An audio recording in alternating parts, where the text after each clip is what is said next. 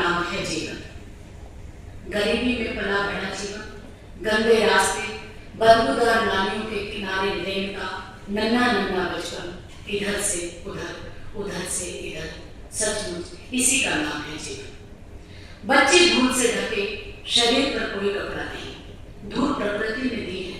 अभी हमने प्रकृति का जिक्र किया, यही प्रकृति, धूल प्रकृति ने दी है तन ढकने के लिए, दीनहीन समझकर। नाक का मल होठों से छनकर दांतों से किरवाड़ कर रहा है, हाथ गंदगी से काले हो गए हैं, प्लास्टिक कागज भिनते भिनते, इसी का नाम है जीवन। मैला उठाते उठाते, गंदगी साफ करते करते, शरीर की झुर्रियां, चेहरे की शुष्कता, जीवन की दास्तां स्पष्ट बयां कर रही है। फटी पुरानी टाट की गोलियां, टुकड़ों के पर्दे दरवाजे पर लटके हुए हैं। फटी पुरानी टाट की गोलियां दरवाजे पर लटके हुए हैं ढाल बनकर, सचमुच इसी का नाम है जीवन। गरीबी में पला बढ़ा जीवन। है कुछ अटपटा नहीं, सब कुछ सामान्य है कुछ अटपटा नहीं, सब कुछ सामान्य है। उनकी दुनिया यही है, उनकी दुनिया यही है, उनकी दुनिया यही है, उनकी दुनिया यही है। बदबूदार गलियां, अगन बच्चे, धूल से सने टूटा घर, टक टक टक से झुंझते मिट्टी के बर्तन, तिनकों से बनी झोपड़ियां, छिद्र से छलता प्रकाश, फिर अंधेरी जिंदगी, फिर अंधेरी जिंदगी, इसी का नाम है जीवन। गरीबी में पला बढ़ा जीवन।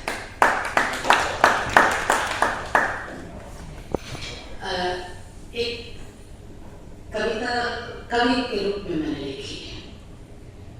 हमारे बीच में दोनों कवि हैं, तो इसलिए मैं आप सबसे सहर्ष माफी मांगते हुए ये पेश करना चाहती हूँ। और इसके पीछे का कारण यही है कि मैं चाहती हूँ कि हमारे कवि इन चीजों को भी पढ़ें।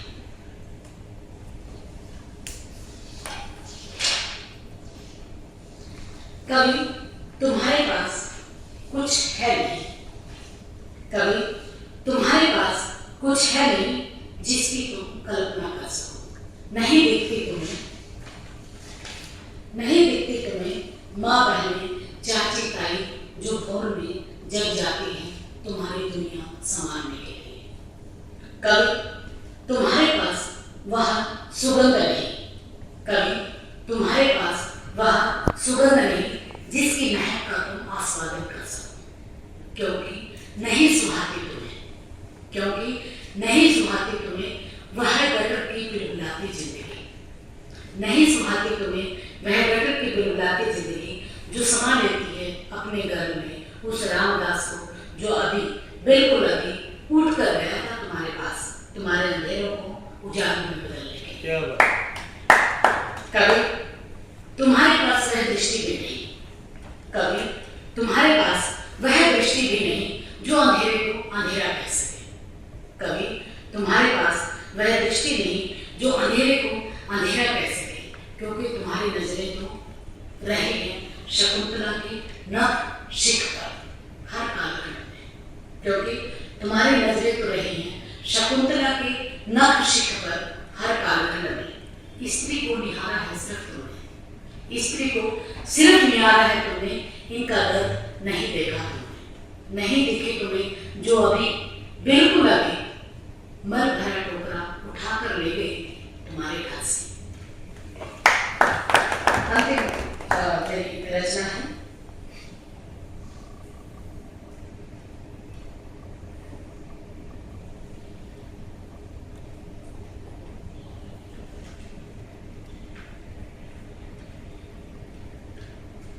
असल में आजकल हम इसका प्रयोग करने लगे हैं ना, तो ये भी हमने अपने अनुसार चलाया है।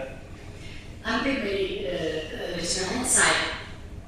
रात के गलियारे में, रात के अंधेरे में, आंगन के गलियारे में एक साया बढ़ता जा रहा था। रात के अंधेरे में, आंगन के गलियारे में एक साया बढ़ता जा रहा था।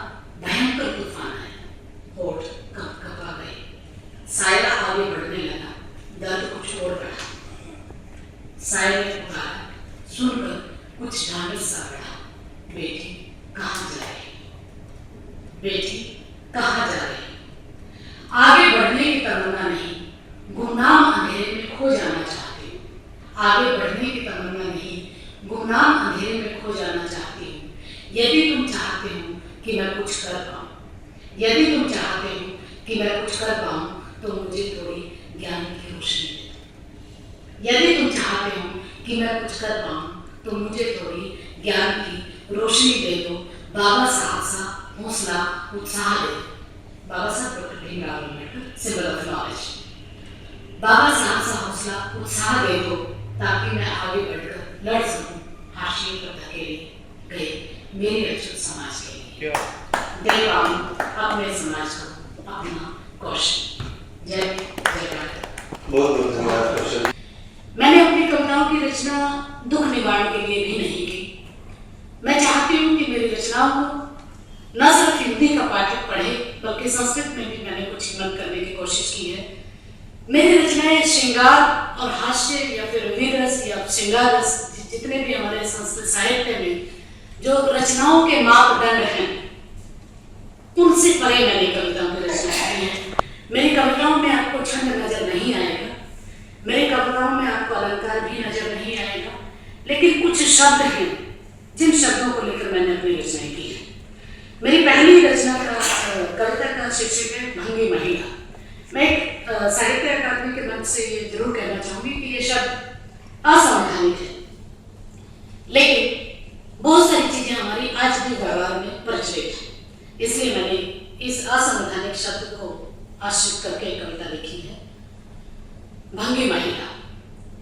भंगी महिला सहते मल वहन पीड़ा उत्थापयति समलन करणम आजानुठां तोलयन्ति उरसा मस्तकम यावत् प्राप्यति करणम। भंगी महिला। भंगी महिला तस्य उपरि पतति टप टप टप मलमूत्र धारा कदाचित प्रोचते शाटिका प्रान्ते कदाचित वस्त्रं प्रात्यन्ति सज्जति क्वचित न प्रवेद क्वचित न प्रसरेत लज्जां सर्वसम्मुखं विपणम्। भंगी महिला। भंगी महिला प्राप्य कुर्डीं स्वल्पकालं विरमति।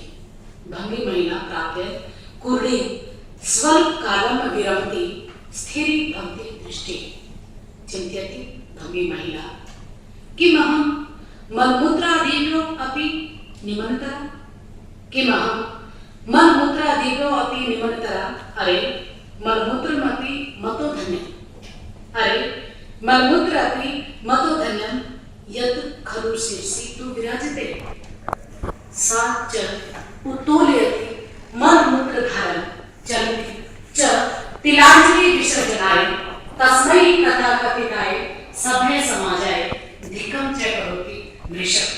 ओंकारं विवृति व्यवस्थायां शताब्दीतः सतत यातनायां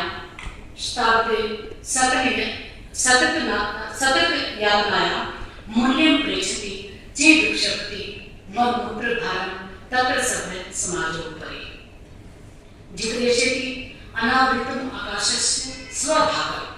अयि व्यवस्थाया ध्वजवाहका सज्जिता भव पश्यत् पश्यत् सा आगच्छति। पश्यत् पश्यत् सा आगच्छति एका भंगी महिला। हस्तयोः मार्जनं हेताय हस्तयोः मार्जनं हेताय लेखनीयम् आदाय एका भंगी महिला।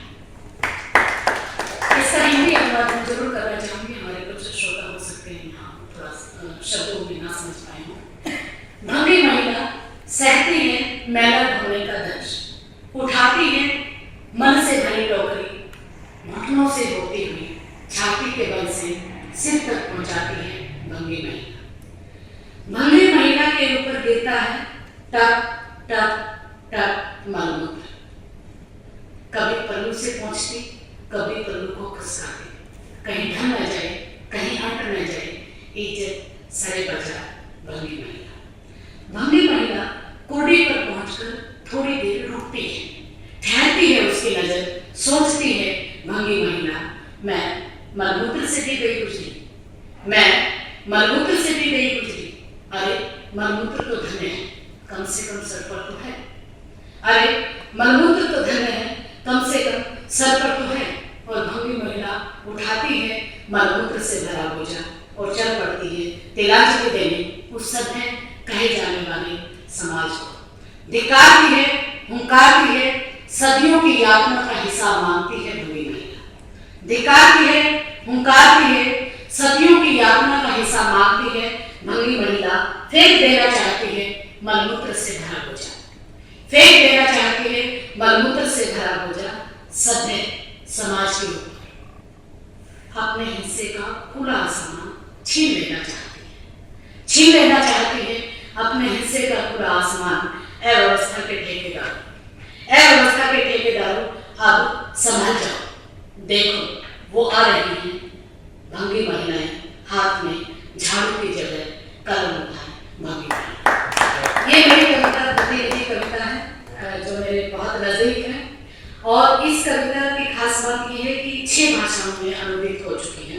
गुजराती में हो चुकी है, मराठी में हो चुकी है, पंजाबी में हो चुकी है, इंग्लिश में BHU में प्रोफेसर R. केशव जी हैं, उन्होंने इसका इंग्लिश में अनुवाद किया है। अगर आप परमिशन देंगे तो मैं इसका जाऊंगी तीनों 4 भाषाओं में अलग समय की इजाजत देंगे, लेकिन मैं दूसरी अपनी कविता का उच्चारण करती हूँ।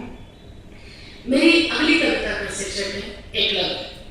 हमारे युवा साथी युवराज जी ने जिक्र किया था वाल्मीकि जी का। उसी में एक संदर्भ कहीं ना कहीं एकलव्य का जिक्र आता है और उसी एकलव्य को ध्यान में रखते हुए मैंने अपनी एक कविता लिखी है, पेश है आपके सामने। एकलव्य एकांकी नासित्वं, एकलव्य एकांकी नासित्वं न त्वदीय तूर्णो अपि तदीयस्य धनु अग्रेण विधान संस्कृति बलात्कारिता सभ्य विकथ्यमानं तं समाजं परिवर्त्यत इतिहासः प्रतिनिवृत्त स्वाम संस्कृते वृषावादः वचनं पाखंडश्च न सन्ति इमे भागदेयानि तव पूर्वजनां, न सन्ति इमे भागदेयानि तव पूर्वजनां प्रमाणयन्ति इमे वृक्षाः, प्रमाणयन्ति इमे वृक्षाः पारिपाश तथैव ते शाखा प्रशाखा कर्ण प्रणाली यानि खलु विदानि तव्या सव्या प्रतिभा। उच्चैः वचनैः सम्प्रति, उच्चैः वचनैः सम्प्रति प्रमाणयन्ते त्वदीयेषु बलिदानेषु मेरिट इत्यस्य आरम्भो अपि तव आरम्भो जातः खलु। एकलव्य शताब्द दाशयन्ति प्रमाणं, शताब्द दाशयन्ति प्रमाणं स्वयं इतिहासं निर्माय भोक्तव्यं भवेत् अवश्यं कर्मफलं प्रत्येकम् अन्यायस्य कष्टकरं च। बहुत जैसे कि मुझे आदेश हुआ था, मुझे 2 ही कविताएं संस्कृत में पढ़नी थी। एक छोटी सी कविता मैं हिंदी में आपके सामने जरूर रखना चाहूंगी। मेरी कविता का शीर्षक है अस्तित्व। मैं स्त्री हूँ, मैं स्त्री हूँ, अछूती स्त्री। सभी युगों में मेरी दशा एक सी है, चाहे सतयुग में, त्रेता, द्वापर या फिर कलयुग। मैं हिंदू हूँ, मुस्लिम, ईसाई, सिख या फिर बौद्ध ही क्यों ना हो, मेरा अपना अस्तित्व कुछ नहीं, मेरा अपना अस्तित्व कुछ नहीं। मैं एक स्त्री, सिर्फ एक अछूती स्त्री। सभी धर्मों में बैठा है मन, घर हो या बाहर मैं कहीं भी नहीं हूँ, घर हो या बाहर मैं कहीं नहीं हूँ। मायके में पिता के नाम से, ससुराल में पति से पहचानी जाती हूँ और बाहर जात से।